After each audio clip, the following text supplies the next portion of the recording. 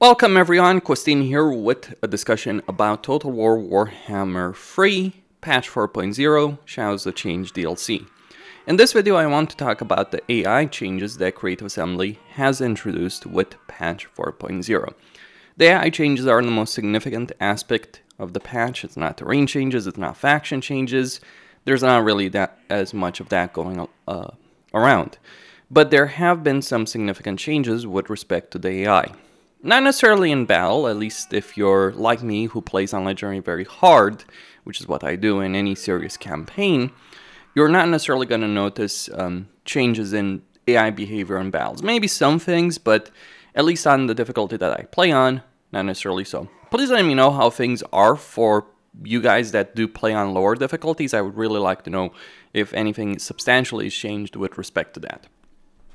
Though to be fair, I also play in such a way where the battles I do fight are, well, a foregone conclusion for the most part. Like, look at this army. This army would defeat anything it comes across.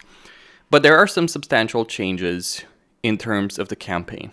In particular, something that really did catch my attention in regards to patch notes is faction potential, major faction potential, and how it has now been randomized. So, what does faction potential mean? That was one of the things I was personally asking myself about this.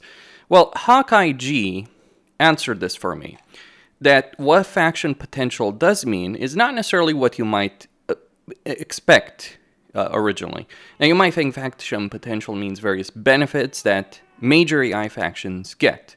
And it's something we know has been in the game since launch, because it's the reason why the major factions, the ones you can also play if you decide to play their campaigns, it's why they win against minor factions, to avoid the situation like in Warhammer 2, where minor factions could really stifle the potential of the major factions for a fairly long time. Say what you love about Warhammer 2, those campaigns could be a lot slower. Or you could end up in situations where minor factions ended up being quite powerful on campaign map. That's not the case in Immortal Empires, far from it, or in Realms of Chaos. It's also the reason why, if you've ever played the Realms of Chaos campaign, someone like Greases would always become a dominant power in the Mountains of Morna and become a major threat on the campaign map, despite all of the issues the ogres have. But what does it do exactly, faction potential? Well, beyond the various economic benefits that the AI may or may not have in Immortal Empires, it's kind of unclear at this point, really, what kind of benefits the major AI factions get on top of the benefits every AI faction gets. But it also does something very substantial. It helps their auto-resolve, which in turn means that the AI is able to take more territory, expand quicker, because it's winning the vast majority of battles it's fighting. It's one of the things that does contribute a great deal to the AI success, especially against the minor factions, because if the AI is dependent on auto-resolve, then that can swing in very different ways, and also creates issues for the AI to take settlements. But if the AI factions, the major factions, do have a major benefit at that in terms of auto-resolve, that changes things around. But now, what Creative Assembly has done with Patch 4.0 is it's randomized. So every major faction, the way I'm reading it, every major faction is still going to get this faction potential benefit.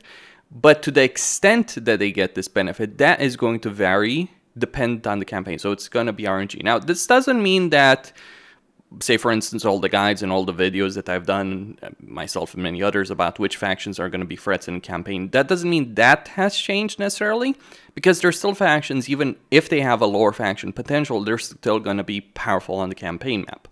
So for instance, and I'm using the Toggle Fog of War as well as a couple of other mods over here, you can generally expect, like in vast majority of campaigns, for Tyrion to become a dominant force over here on the campaign map. Though in this case, Noctilus has taken Calidor, and, well, he's not even fighting Tyrion, I think. No, he's not. That's something I'll get into in just a moment.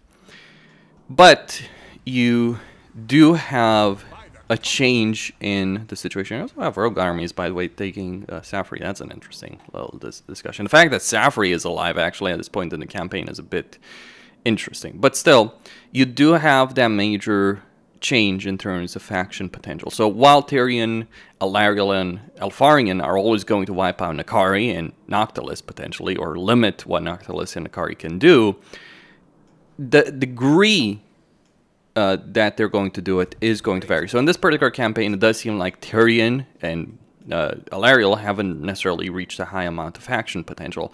It also changes things around the fact that I wiped out Morathi over here in this campaign as a Stankia, so Tyrion doesn't have any foes. So he's been just chilling in Lothern over here in this campaign for the most part. It's actually Elfarion who's just basically invading to wipe out Be'lakor at this point in turn 64. Though I have to say, I do appreciate what like Elfarion has done in his campaign because he's taken more territory. But it does change the dynamic around in quite a few ways. So you might have a result like this, like where Yonbo takes a lot of territory, but just as easily you can have a campaign situation where a Karf takes a lot of territory. Now, Yonbo is likely always going to take a solid amount of territory between his starting position, his campaign, his faction effects, etc. But how much he ends up taking, that will change to a certain extent. But there are certainly some outcomes that will happen far more often than not. Like, for instance, Cafe basically kicking out everyone from there is a fairly common occurrence that will take place. And in fact, I would expect like Xiao Ming to be the most powerful AI faction. But some things that may not happen are things like Grimgor, for instance, taking the entirety of the Mountains of Morn. Of course, there's some RNG with diplomacy. For instance, if he ends up in a war with Kholek, he can expend significant resources on that war and not achieve this result. If he doesn't end up in a war with Kholek, then he ends up in this kind of position, and he would be a nightmare to kick out of this particular position, though at this point he's at war with Carrick-and-Druns, so Ungrim has 5 armies marching on Grimgor, and there's a major fight gonna take place. And the endgame crisis is gonna kick off in a couple of turns in this campaign, and it's either gonna be the Dwarf one or the Chaos Dwarf one. That's gonna spice things up quite a bit, isn't it? So you do have that difference in terms of a campaign dynamic compared to how things were before. That's significant difference in terms of like randomization.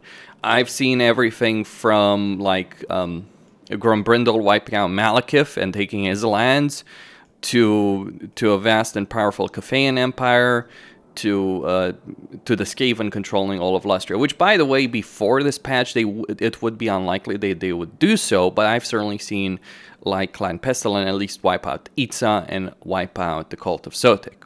That they lose eventually to the Hunts Marshal and Yonbo coming in from the north is a different discussion, but they can at least wipe out Itza. So it changes the kind of long-term threats that you're dealing with. In the early game, it may not have as much of an impact in the area you're dealing with, because you can obviously wipe out the faction. Like, let's say Morathi had gotten a lot of faction potential. Sure, that might affect dot resolve, might force me to fight more manual battles, assuming it even affects dot resolve between yourself as a player and the AI. I'm not quite sure if it does or does not. I think it does, but not entirely 100% certain on that. But even if Morathi had gotten that, I was able to defeat her basically when she only had Titan Peaks.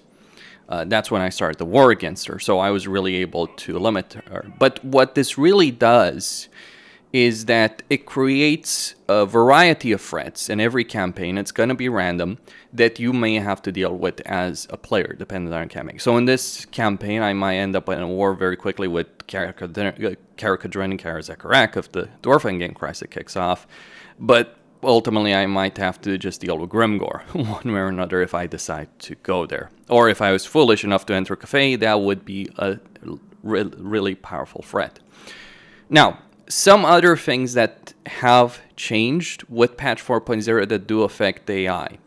Some good, some bad. One, it does seem that the AI is less aggressive on the campaign map. Now, this is not necessarily a bad thing in isolation, though it can create some interesting changes. Like, for instance, Safri has survived in quite a few campaigns. Like, it used to be that Tyrion and Alariel would wipe out Safri very quickly in an Extreme Prejudice and then go deal with other things. They haven't been doing so in a number of campaigns I've played as Immortal Empires, and like Noctilus just chilling with the control of Calador. That is a bit silly as I see it. Also, Mazda Mundi in this campaign seems to have had a very limited campaign potential, because it took him dozens of turns for him to just wipe out the Ogre camp over here, and he's basically been doing squat for this campaign. He does have 2.5 provinces, but it used to be like Mazdamundi would always become a really powerful threat. I think like factions like Malekith, Mazdamundi, and others had that kind of faction potential benefit, and now it's randomized. So the winner in this situation is seemingly Itza and also Gorak. Or Krokar, sorry. Gorak and Krokar seem to be the biggest beneficiaries of the changes that Creative Assembly has made. Also Tretch, by the way. Tretch just chilling out to having wiped out Drazov. Yeah, that's a bit ridiculous, but I imagine Grimgor played his role.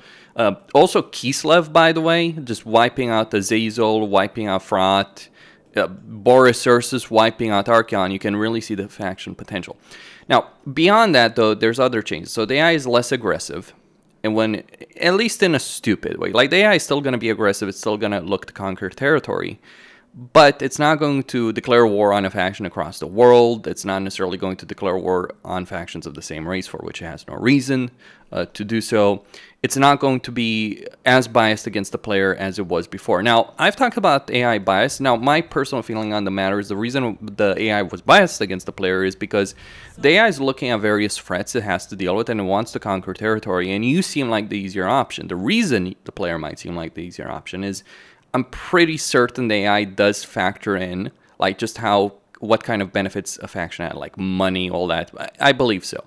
Since the player is always with less money than many of the other factions, and always vulnerable, and certainly with a lesser result and out-resolve, then you seem like a really easy foe to deal with, because it's harder for the AI to potentially take down one of your settlements than just, you know, taking that, it's easier for them to take down one of your settlements than another AI faction settlement, unless you count for faction potential. So that's one of the reasons. That has been reduced, and declarations of war, like random declarations of war, have happened far less often. Like, I am certainly at war with a variety of factions over here, but most of these, I was the one declaring war on them, with the major exception of Valkia. Valkia declared the war on me in this particular campaign, but with, like, the exception of that, of the foes that I'm at war with, I declared those wars. But it does seem like when declarations of war do happen from the AI, there's a kind of logical reason behind it, as opposed to just being some random bullshit action. Like, I ended up in war with Helebron because I believe, like, Helebron or Alifanar, one of them declared the war on the other, and I was allied with Alifanar at that particular point. And that's caused that situation. So more logical behavior. Also, the AI is going to actually take logical strips of territory and consolidate its control. So Cathay is going to focus on Cathay. Xiaoming is not just going to march into Noblar country and Mountains of Morn for no damn reason, for instance. The Empire has more potential when controlled by the AI. Not the minor factions, but the major ones. Though, I certainly have seen, like, Talabeclan fall far less often to Festus, and for instance, Stirland, yeah, obviously it does fall. Like, I've also seen Vlad do far better in the campaign. Because Vlad, the problem for Vlad was always that he would end up in a war with Geld, Karl Franz, Karkadrin, and he would just end up losing. But now, just for the weight of numbers, despite all his power, but now that does seem to be handled differently than it was before and in a better fashion. The end result of all of this, I would say the ultimate outcome of these changes to AI behaviors is you have less stupid imbecility from the AI, where, like, it abandons the last settlement that's holding and just moves an army and just being annoying with respect to that. It still can happen, but far less often. You see less random actions where, like, the AI just marches across half the world, for instance, especially via the sea, to attack a particular settlement and achieving nothing and losing a lot of people in return, maybe even losing its territory. Like, there have been quite a lot of campaigns where I was playing Immortal Empires where I would have an AI faction declare war against me. Like, let's say you are playing the Dwarves, right? You might have Warzak declaring war against you. Warzak's been wiped out, I think, by Quake, by the look of things. You might have an Warzak, say, for instance, declaring war on you as the Dwarves, right? Like, as Karazak. And he would always march on Barak Var. And he would throw 3-4 stacks against Barak Var. You could hold him, and if you did, we could just come in, swoop in, wipe him out. That happens less often, though that kind of particular behavior. It still can happen, don't get me wrong, but it's less of that ridiculous behavior than it was before. And I think that the ultimate benefit of all of this is towards the late game, not the early game. The early game is probably not going to be that changed all that much, though certainly playing cards like Iraq and not having to deal with Warzag within the first 20 turns with his biblical legions from hell is going to be a benefit.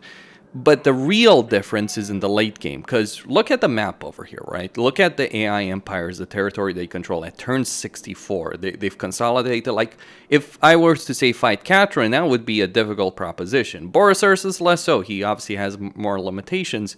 But even so, like, even if I was having to deal with Boris Ursus, it would still be a significant fight. Or Gremgor, or Café, Ulfwan, Jan Bo in Lustria, Eitza in Lustria, Volkmar and Tic-Tac-Toe in the Southlands.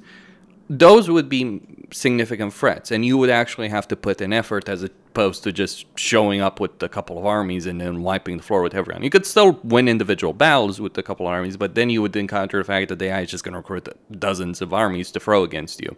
That's the experience I had as the Changeling, who was an incredibly powerful legendary lord from the Shadows of Change DLC when I went in Cafe. Eventually, Xiao Ming did end up losing there. Finally, the weight of numbers from Lokir pushed the tide, but it was certainly something that took dozens of turns to do it. And it's not like I